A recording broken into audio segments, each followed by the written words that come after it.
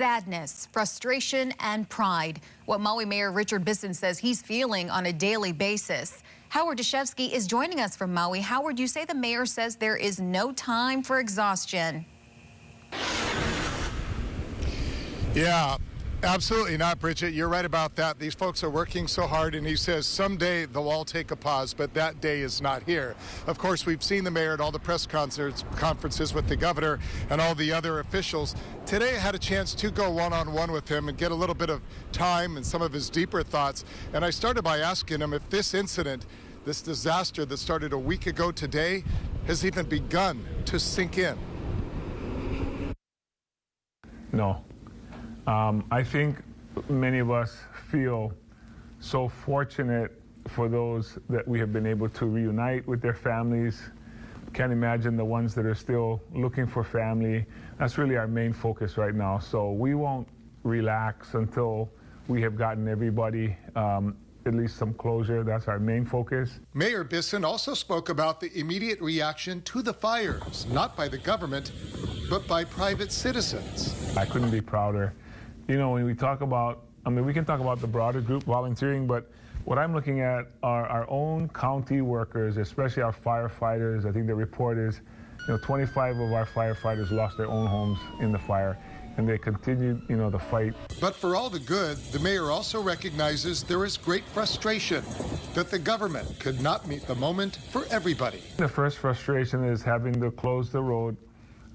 So many power lines were down. There's so much toxicity at the site. So the biggest frustration has been from the community getting in, and from the administration side is trying to open it in a way where people can respect the cleanup, before the cleanup, actually, the recovery of remains, and then eventually getting rid of any toxic, toxic material, hazardous material, and then, of course, allowing us to get people back to their properties. And when it comes to accusations, the county, the state, even the federal government has been anything less than honest and forthcoming.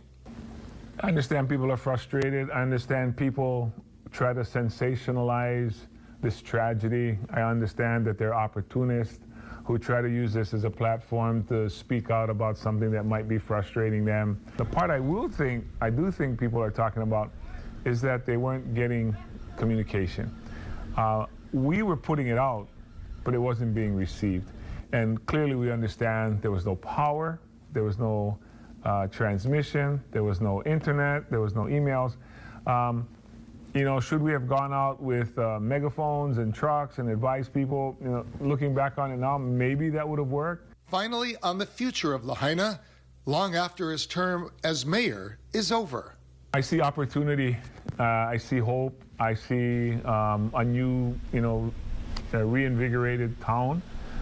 I think this is a discussion that has to happen with our folks that are from Lahaina. Thankfully, I think it'll all be built around the banyan tree that is still there. So we'll have that constant reminder of Lahaina as it was. But I think, opportunity is what I see.